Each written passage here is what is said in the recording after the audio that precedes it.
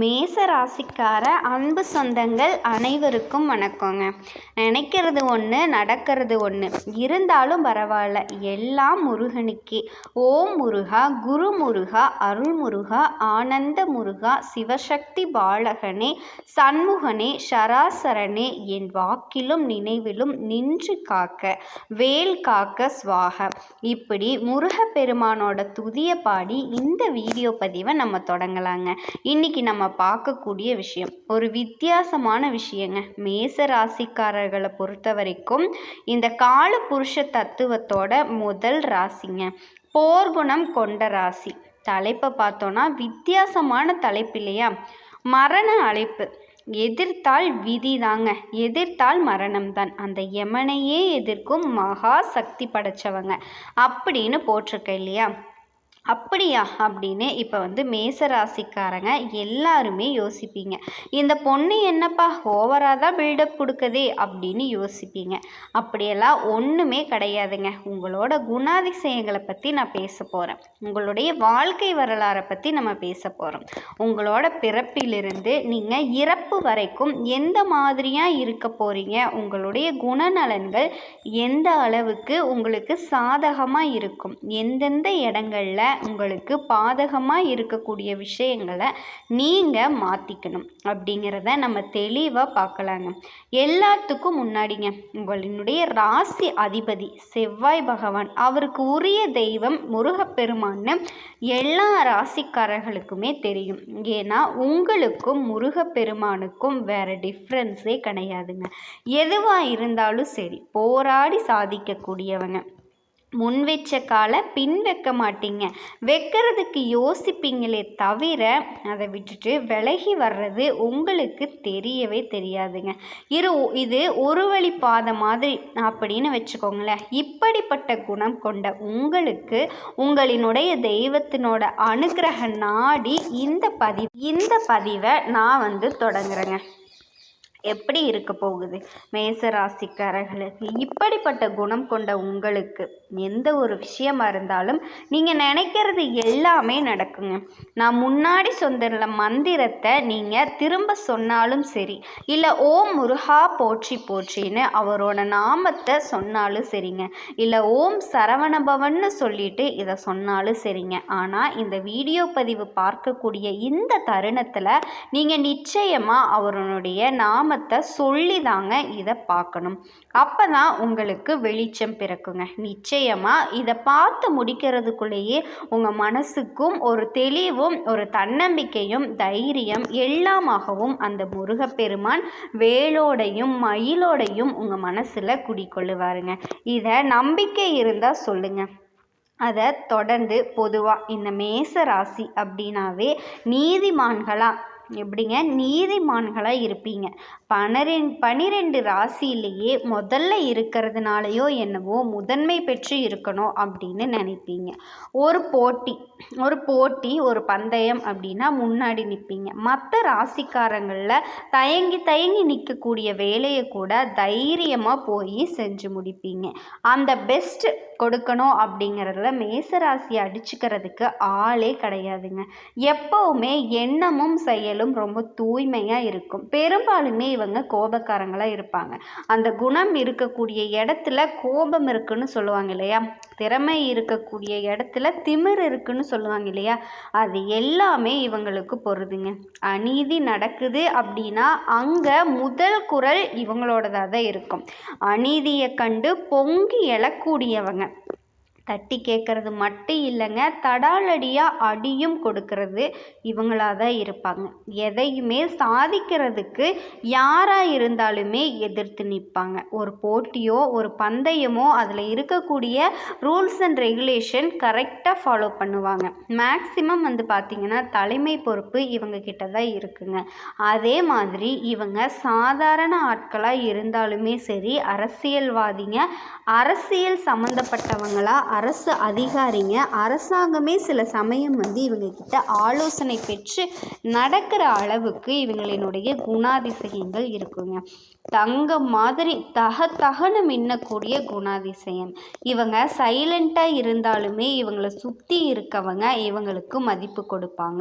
இந்த படத்துல எல்லாம் ஹீரோ என்ட்ரி இருக்கும் இல்லையா, இந்த நாட்டாமை படமாக இருக்கட்டும், இல்லை ஒரு சில படங்கள் எல்லாமே பார்த்தோன்னா ஒரு துண்டெடுத்து இடுப்பில் கட்டி வணக்கம் ஐயா அப்படின்னு சொல்கிறது, இந்த மாதிரி விஷயங்கள் எல்லாமே இவங்களுக்கு தாராளமாக நடக்குங்க. ஏன்னா இவங்களினுடைய குணாதிசயம் அப்படி.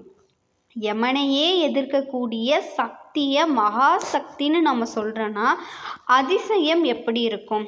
ஏன் நல்லவர்களை கண்டா யமனும் பயப்படதாங்க செய்வார். ஏன்னா அந்த அளவுக்கு மேச ராசிக்காரங்க நேர்மையானவங்க, நல்லவங்க. இவங்களினுடைய உடல் தோற்றம் அப்படின்னு பார்த்தோன்னா சுருட்ட முடியாக இருக்கும், அழகான நெத்தி இருக்குங்க, கூர்மையான மூக்கு இருக்கும், சிவந்த உதடுகள் இருக்கும். நிறமே வந்து கருப்பாகவே இவங்க பிறந்திருந்தாலும் உங்களோட தோற்றத்தில் ஒரு ஈர்ப்பு இருக்குங்க. அப்படியே அழகாக இருப்பீங்க, பார்க்க லட்சணமாக இருப்பாங்க. இவங்களோட சிரிப்பு வந்து பார்த்திங்கன்னா பொன் சிரிப்பாக இருக்குங்க. இவங்களை சுற்றி எப்போவுமே ஒரு கூட்டம் இவங்களுக்குன்னு இருந்துக்கிட்டே இருக்கும். இப்படிப்பட்ட மேசராசி எந்தெந்த இடத்துல ப்ளஸ்ஸான விஷயங்களை வச்சுருக்கீங்க, எந்த அளவுக்கு நீங்கள் தொடர்ந்து ஃபாலோ பண்ணணும், எந்தெந்த விஷயம் சிறிதளவு உங்களுக்கு மைனஸாக இருக்குது, அதை நீங்கள் எப்படி சரி செஞ்சுக்கலாம், இதை வந்து நம்ம பார்க்கலாங்க. எந்தெந்த விஷயத்தில் நீங்கள் கரெக்டாக இருக்கணும், எந்தெந்த விஷயத்தில் நீங்கள் கவனமாக இருக்கணும், அதை நீங்கள் எப்படி சரி செய்யலாம், அதை தாங்க பார்க்க போகிறோம். இந்த மேச ராசியை பொறுத்த வரைக்கும் பிறப்பை குறிக்கக்கூடிய ராசிங்க. கடைசி ராசியாக இருக்கக்கூடிய ராசி இறப்பை, அதாவது கடைசி ராசியாக இருக்கக்கூடிய மீன ராசி இறப்பை குறிக்கக்கூடிய ராசி. அந்த வகையில் முதல் ராசி அப்படின்னாவே குழந்தைத்தனம் அதிகமாக கொண்டவங்க, அதே சமயம் மிகுந்த தன்முனைப்பும் தன்னம்பிக்கையும் கொண்டவங்க. நீதி, நேர்மை, உழைப்பு, முன்னேற்றம் இப்படிங்கிற சிந்தனை மட்டும்தாங்க இவங்களுக்கு எப்பவுமே இருந்துக்கிட்டே இருக்கும். அதுதான் பேசுவாங்க, அதைத்தான் செயல்பாடாகவும் இருக்கும். இவங்களோட கொள்கையில் எந்த ஒரு மாற்றம், தன்னோட கருத்தில் ரொம்ப உறுதியாக இருப்பீங்க. மேசராசியை பொறுத்த வரைக்கும் இடத்துக்கு ஏற்ற மாதிரி பேச தெரியாது, சுற்றுச்சூழலை அறிஞ்சு பேச தெரியாது. முன்னாடி ஒன்று பேசுகிறோம், பின்னாடி ஒன்று பேசுகிறோம் அப்படிங்கிற அந்த பேச்சுக்கே இடம் கிடையாதுங்க. யாராக வேணால் இருக்கட்டும், எவனா வேணால் இருக்கட்டும், எத்தனை பேராக வேணால் இருக்கட்டும், என் மனசில் பட்டதை நான் பேச வேண்டாம் அப்படின்னு பேசக்கூடியவங்க. அதனால் இவங்க ஒரு வேளை சுயநலக்காரங்களோ அறிவில்லாதவங்களோ அப்படின்னு மட்டும் நினச்சிடாதீங்க. இவங்கள மாதிரி ஒரு அற்புதமான குணாதிசயங்களை வேறு யார்கிட்டையுமே நீங்கள் பார்க்க முடியாதுங்க. இவங்க குழந்தைத்தனமாக இருக்கிறதுனால தாங்க மனசில் பட்டதை குழந்தை என்ன பண்ணும், பட்டுன்னு பேசுவோம் இல்லையா, அதுதான் இவங்களுக்கும். ஆனாலும் மற்றவங்களை புண்படுத்தணும் அப்படிங்கிற ஒரு எண்ணத்தோட இவங்களினுடைய பேச்சு கண்டிப்பாக இருக்காதுங்க, நடவடிக்கையும் அப்படி இருக்கவே இருக்காது.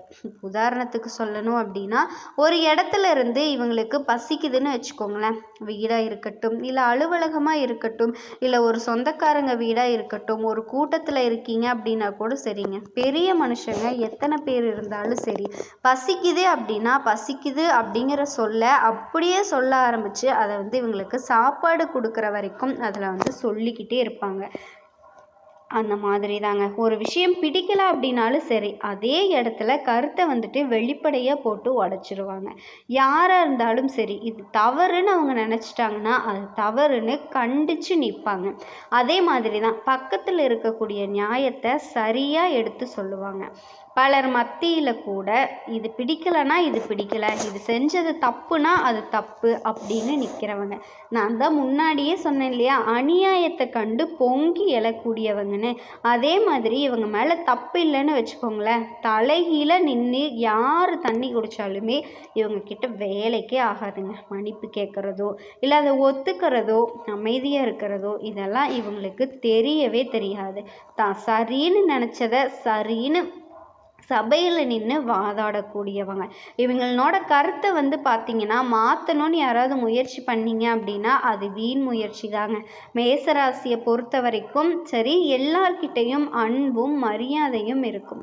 யார்கிட்டையுமே பார்த்திங்கன்னா முகத்தை வச்சோ அவங்களுடைய பணத்தை வச்சோ பழக மாட்டாங்க. பெரிய ஆளாக இருந்தாலும் சரி, அவங்கக்கிட்ட பணிஞ்சு போகிறது, வணங்கி போகிறது, சிரித்து பேசுகிறது, இந்த மாதிரி வேலையெல்லாம் இவங்கக்கிட்ட கிடையவே கிடையாதுங்க. அதே மாதிரி சின்னவங்களாக இருந்தாலும் தகுதியானவங்களாக இருந்தாங்க அப்படின்னா உங்ககிட்ட காலில் விழுகிற கூட தயங்க மாட்டாங்க. பெரியவங்களாகவே இருந்தாலும் அவங்களுடைய குணாதிசயங்கள் எப்போவுமே மாறுபட்டதே கிடையாதுங்க. எதுக்காகவும் தயங்கவே மாட்டாங்க. இவ்வளவு நல்ல குணாதிசயங்களையும் கொண்ட மேசராசிக்காரர்களுக்கு இனி வாழ்க்கையில் ஜெயிக்கக்கூடிய நாட்கள் மட்டும்தாங்க அதிகமாக வருது. எதை செஞ்சாலும் அதில் வெற்றி அடையக்கூடிய ஒரு நேரமாக தான் இருக்க போகுது. என் அன்பான மேசராசி உறவுகள் அனைவருக்கும் வணக்கங்க. அனைவருக்கும் இனிய புத்தாண்டு நல்வாழ்த்துக்கள். ஆங்கில புத்தாண்டு 2026 இந்த வருஷம் நம்ம வாழ்க்கையில் ஒரு பெரிய திசை திருப்பமான ஆண்டாக அமையணுங்க. எல்லாருமே இதை முதல்ல உறுதி எடுக்கணும். உறுதி ஏற்றுக்கிறது அப்படிங்கிறது தாங்க முதல் விஷயமே. எல்லாருக்குள்ளேயும் ஒரு நம்பிக்கை வரணும் இல்லையா? சில நேரங்களில் பார்த்திங்கன்னா பிறந்த நாள், புத்தாண்டு எல்லாமே நிறைய பேர் உறுதி எடுத்துக்குவாங்க. நாளையிலிருந்து இந்த காரியம் நான் செய்ய மாட்டேன் அப்படின்னு. அப்படி எந்த ஒரு விஷயத்தையும் முடிவு பண்ணாதீங்க. எந்த ஒரு விஷயத்தையுமே 2026 நான் செய்ய மாட்டேன் அப்படின்னு தயவு செஞ்சு முடிவெடுக்காதீங்க. காரணம் என்னன்னா, அதை நம்மளால் நிறைவேற்ற முடியாதுங்க. காலத்தின் பால் நான் தலை வணங்குகிறேன் அப்படின்னு சொல்லுங்கள். இந்த தேர்தல் எல்லாம் பார்த்திங்கன்னா அரசியல் கட்சி தோத்துருதுன்னா என்ன சொல்லுவாங்கன்னா, அரசியல்வாதிகள் சொல்லக்கூடிய வார்த்தை, தன்னோட கட்சி தோத்ததுக்கப்புறம் மக்களினுடைய எண்ணத்திற்கு வாக்குகளுக்கு மதிப்பளிக்கிறேன் அப்படின்னு சொல்லிடுவாங்க. அப்படின்னா என்ன அர்த்தம்? அவங்க என்னை செலக்ட் பண்ணலை, நான் ஏதோ என்கிட்ட மிஸ்டேக் இருக்குது, இல்லை அவங்களுக்கு புரியாமல் என்ன பண்ணிட்டாங்க, எதிராளியை ஜெயிக்க வச்சுருக்காங்க, அது என்னன்னு எனக்கு தெரியல, இப்படி இவங்க சொல்லிடுவாங்க. இப்போ நம்ம என்ன பண்ணணும் அப்படின்னா, நம்ம முதல்ல இந்த 2026 நம்ம எல்லாருமே தெரிஞ்சுக்கிற முதல் விஷயம் உறுதிமொழி ஏற்றுக்கொள்ள போகிறோம். ஆனால் உறுதிமொழியில் என்னென்னா, நாளைக்கு நான் மாறிடுவேன், 2026 ஆரம்பம் 1ஆம் தேதியிலேருந்து நான் இப்படி நடந்துக்க போகிறேன், இல்லை திடீர்னு ஒரு 3 மாதம் போய் மார்ச் மாதத்துலேருந்து நான் இப்படி நடந்துக்க போகிறேன் அப்படிங்கிற மாதிரியெல்லாம் எந்த விதமான உறுதிமொழியும் எடுத்துக்காதீங்க. இது மனுஷனுக்கும் உறுதிமொழிக்கும் ஒரு காம்போவே வராதுங்க, ஒரு கம்பெனி ஏற்படாது. புரியுதுங்களா? அப்போ நம்ம மனுஷ பிறவி எடுத்திருக்கோம், நம்மெல்லாம் அப்பப்போ உறுதிமொழியை மாற்றி மாற்றி தாங்க செயல்படணும். இப்படி பண்ணோன்னா மென்டல் டார்ச்சர் ஆயிரும். உறுதிமொழி 2026 யாருமே உறுதிமொழி ஏற்றுக்காதீங்க. அதாவது உறுதிமொழி ஏற்றுக்கணும் எப்படின்னா, சபதம் அப்படிங்கிறது வேற, நான் இதை செய்ய மாட்டேன்னு நினச்சி ஒரு உறுதிமொழியை எடுக்கக்கூடாது. அப்போ உறுதிமொழி என்னன்னு சொன்னீங்க அப்படின்னு கேட்கலாங்க.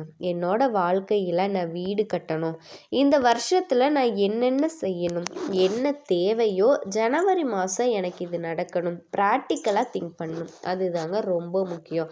நான் ஏதாவது இந்த விஷயத்தை மாற்றிக்கிறேன், என்ன மாற்றிக்கிறேன், நான் செஞ்சுக்கிறேன், நான் கரெக்டாகிடுறேன் அப்படின்னு உறுதிமொழியை யாருமே எடுத்துடாதீங்க. 2026 மட்டும் இல்லைங்க, எந்த வருஷமுமே நமக்கு செட் ஆகாது. இதில் தான் நிறைய பேர் அடி வாங்குகிறோம். நிறைய பேர் பின்வாங்கிறதுக்குமே இதுதாங்க காரணம். அதான் நான் ரொம்ப முடிவு பண்ணேன் சார், ரொம்ப டயட்டில் இருக்கணும்னு நினச்சேன், முடியல. நான் சுகர் மில்க் இது எல்லாமே எடுக்கக்கூடாதுன்னு நினச்சேன், நிறைய பேர் பேசுனாங்க, அதை வச்சு நானும் முடிவு பண்ணேன், வாய்ப்பில்லைங்க. இப்போது நம்ம என்ன பண்ணணும் அப்படின்னா, நல்ல விஷயத்துக்கு கொண்டு போகாது, அதுதான் நம்மளோட மனநிலை. அப்போது இப்போ நம்ம என்ன தான் பண்ணலாம்? ரொம்ப சிம்பிளாக இந்த 12 மாதம் முடிஞ்சால் இந்த ஒவ்வொரு மாதம் எனக்கு இதெல்லாம் நடத்திக்க போகிறேன், இதுக்கு நான் முயற்சி பண்ணுறேன், இதுதான் என்னோட கனவு. நான் இப்போ ஒரு பைக் வாங்கணும்னு ஆசைப்பட்றேன்னா இந்த வருஷத்தில் அதுதான் என்னோட கனவு. நான் முதல்ல நீட் எக்ஸாமில் நல்லா ப்ரிப்பேர் பண்ணி நான் பாஸ் பண்ணணும்னு நினைக்கிறேன்னா அதுதான் என்னோட கனவு. நான் வேலையில் என் பொண்டாட்டி என் பிள்ளைங்க எல்லாருமே கௌரவமாக நடக்கணும் அப்படின்னு நினைக்கிறேன்னா அதுதான் என்னோட கனவு. நான் ஒரு காரு 4 வீலர் வாங்கணும்னு நினைக்கிறேன்னா அதுதான் என்னோட கனவு. ரொம்ப நாளாக கல்யாணம் ஆகலை சார், ரொம்ப ஆசைப்பட்டிருக்கேன், இந்த வருஷத்தில் எனக்கு கல்யாணம் ஆகணும், இதுதான் என்னோட கனவு. எனக்கு இன்னும் குழந்தையே இல்லை சார், குழந்தை பாக்கியம் வேணும், இதுதான் என்னோட கனவு. தொழிலில் ஏதாவது ஒன்று வைக்கணும், நான் அதை ஆசைப்படுறேன், அதை நான் வளர்த்துக்கிறேன், என்ன இதுதான் கனவு. ஸோ இந்த மாதிரி கனவுகளை முடிவு பண்ணுங்க. ஆனால் எக்காரணம் கொண்டும் இந்த வருஷத்தோட ஆரம்பத்தில் முடிவு பண்ணக்கூடாதுங்க. என்னன்னா நான் மாறுறேன் அப்படின்னு கனவு காணாதீங்க. அதனால தான் நம்ம என்ன பண்ண போகிறோம், பின்வாங்குறோம், உடஞ்சி வருத்தப்படுறோங்க. அப்போ நம்ம ஏதோ ஒரு அறிக்கையாக கூட 4 பேருக்கு முன்னாடி சொல்லிடுறோம், அதை செயல்படுத்த முடியல. அதை பார்த்து நம்ம என்ன பண்ணுறாங்க, நம்மளை கேலி கிண்டல் இது எல்லாமே பண்ணுறாங்க. நம்ம அதனால் நடந்துக்க முடியல, அதனால் மனமுடைஞ்சு வருத்தப்பட்டு நம்ம எந்த ஒரு விஷயத்தையுமே தள்ளக்கூடாது. அதுக்கு தள்ளப்பட்டுருங்க. சில பேர் முடிவு பண்ணுவாங்க, நான் இந்த வருஷம் கடனே வாங்க மாட்டேன் அப்படின்வாங்க. அதெல்லாம் வேஸ்ட்டுங்க, யோசிக்கவே கூடாது. அதனால் ரொம்ப ப்ரிப்பேராக நம்ம இந்த வருஷத்தை முடிவு பண்ணுறோம். இந்த வருஷத்தில் உங்களுடைய வாழ்க்கையில் மிகப்பெரிய மாற்றத்தை அடைய போகிறீங்க. துணிச்சல் மிக்க மேச ராசிக்காரர்கள், துணிச்சல்னா உங்கள் துணிச்சல் எங்கள் துணிச்சல் கிடையாதுங்க, அதுதான் மேஷம். எவனாவது நம்மளை பார்த்து முடியாது அப்படின்னாலே நமக்கு பிடிக்காது. நீ இதுக்கு சரிப்பட்டு வரமாட்ட அப்படின்னு சொன்னாலே நமக்கு பிடிக்காது. அப்படிப்பட்ட ஒரு துணிச்சல் மிக்கவங்க. இந்த துணிச்சல் மிக்கவர்கள் இந்த வருஷத்தில் பார்த்தீங்க அப்படின்னா பழைய கடன்கள் எல்லாமே உங்களுக்கு வசூலாகுங்க. இதுவரைக்கும் வராமல் இருந்த பணங்கள் எல்லாமே உங்களுக்கு வந்து சேரும். அதாவது கடன் அடைக்கணும் அப்படிங்கிறது அந்த கடனை அடைக்க முடியாமல் தவிச்சிருந்தீங்க அப்படின்னா இந்த காலகட்டத்தில் எளிமையாக உங்களுக்கு கடன்களை அடைக்கிறதுக்கான உங்களுக்கு ஒரு பிளான் ஏற்படும். ஆனால் மன உளைச்சல் இந்த மாதத்தை பொறுத்த வரைக்கும், நீங்கள் இந்த வருஷத்தை பொறுத்த வரைக்கும் ஒவ்வொரு மாதத்துலேயும் மன உளைச்சல் இந்த மேச ராசிக்கு முழுமையாக நீங்குங்க. 2026 கடன் வசூலாகும், கடன் அடைக்கப்படுவீர்கள். எந்த கடனாக இருந்தாலுமே சரிங்க, மன உளைச்சல், கடன் மூலமாக இருக்கக்கூடிய பணம் மூலமாக இருக்கக்கூடிய மன உளைச்சல் இந்த வருஷத்தில் நீங்குங்க. பண பிரச்சனை கட்டுப்பாட்டுக்கு வரும். ரொம்ப சிம்பிள் தான். இந்த உடல் ஆரோக்கியத்தை கொஞ்சம் கூடுதலாக கவனம் இருக்கணும். நரம்பு சம்மந்தப்பட்ட ப்ராப்ளம்கள் எல்லாமே வர்றதுக்கு வாய்ப்பு இருக்குங்க. நரம்பு சம்மந்தமான ப்ராப்ளம்கள் ஏற்படுறதுக்கு வாய்ப்பு இருக்குது. அதனால மேச ராசிக்காரங்க இந்த ஒத்த தலைவலி, கால் நரம்பு வலி, கில்லர், இது எல்லாமே பெயின் கில்லர் எடுத்துக்க வேண்டிய கட்டாயம் எல்லாமே ஏற்படும். அந்த மாதிரி ரத்தம், பிளட் சுகர் சம்மந்தமான ப்ராப்ளமும் அதிகமாக வர்றதுக்கு வாய்ப்பு இருக்கிறதுனால நீங்கள் ரொம்பவே கவனமாக இருங்க. எனக்கெல்லாம் எதுவுமே வராது அப்படின்னு நினச்செல்லாம் இருந்துடாதீங்க. சுகர் இருக்கவங்க, இந்த பிளட்ஸில் ப்ராப்ளம் இருக்கவங்க எல்லாமே, இந்த அலர்ஜி இருக்கிறவங்க இந்த வருஷத்தை பொறுத்த வரைக்கும் கொஞ்சம் எச்சரிக்கையாக இருக்கணுங்க. அதுக்கான மருத்துவத்தை சரியாக எடுத்துக்கணும். என்னை பொறுத்த வரைக்கும் கொஞ்சம் கராராக இருங்க. இந்த வருஷத்தில் ரொம்ப கொஞ்சம் பேஸ் கரெக்டாக பேசுங்க. நல்லதோ கெட்டதோ நம்ம ஒன்றும் குறைஞ்சி போகலை, இப்படி தான் இருக்கணும், இப்படி தான் செய்யணும் அப்படின்னு சொல்லி ஒரு கராராக பேசிடுங்க. சொல்லுவாங்கள்ல, கரெக்டாக பேசுங்க சார் அப்படின்னு. எதுக்கும் விட்டு கொடுக்காதீங்க. நம்ம என்றைக்குமே குறையில, ஆனால் ரொம்ப பேசாதீங்க, அதிகமாக பேசுகிற மாதிரி வச்சுக்காதீங்க. யார்கிட்ட பேசினாலும் சுருக்கமாக பேசுங்க. இந்த வருஷத்தில் ரொம்ப சுருக்கமான ரொம்ப நாள்லாம் பேச வேண்டாங்க. ஏன்னா அதிலிருந்து ஒரு பாயிண்ட் எடுத்துருவாங்க. நம்ம வாயை கிளறிடுவாங்க. வாயை கிளறி ஒரு பாயிண்ட் எடுத்துருவாங்க. அது முக்கியமாக அரசியல்வாதிகள் எல்லாமே ரொம்ப பயங்கரமான கவனமாக இருங்க. இந்த வருஷத்தை பொறுத்த வரைக்குமே அரசியல்வாதிகள் உங்களுக்கு நல்ல நேரம். எது உங்களை வந்து யாராவது ரிஜெக்ட் பண்ணணும்னு நினச்சா கூட நீங்கள் செலக்ட் ஆயிடுவீங்க. அது எலெக்ஷன் வருது, 2026 தமிழ்நாட்டில் எலெக்ஷன் வருது, பாண்டிச்சேரியில் எலெக்ஷன் வருது. இந்த எலெக்ஷன் எல்லாமே உங்களுக்கு நல்ல ரிசல்ட் கிடைக்க போகுதுங்க. ஆனால் நீங்கள் ரொம்ப கரெக்டாக பேசுங்க. டைம் வந்து கம்மியாக பேசுங்க. ரொம்ப தூரமெல்லாம் பேசுனீங்க அப்படின்னா அதிலிருந்து ஒரு பாயிண்ட்டை வந்து எடுத்துருவாங்க. நம்ம சொல்ல வேண்டிய பதிலை விட்டுட்டு அவங்க கேட்குற பதில் வந்து வித்தியாசமாக போயிருங்க. அதனால் அதை பார்த்துக்கோங்க. அதே மாதிரி வந்து பிள்ளைகளால் சற்று மன வருத்தம் ஏற்படும். இந்த குடும்பத்தில் குழந்தைகள் மூலமாக சில மன வருத்தங்கள் ஏற்படும். சொல்கிற பேச்சை கேட்க மாட்டாங்க. அவங்கவுங்க போக்குக்கு போகிறதுக்கு விருப்பப்படுவாங்க. அதனால சொல்லுவாங்க இல்லையா, நான் ஒரு கணக்கு போடுறேன், இது ஒரு கணக்கு போடுது அப்படின்னு. நம்மளே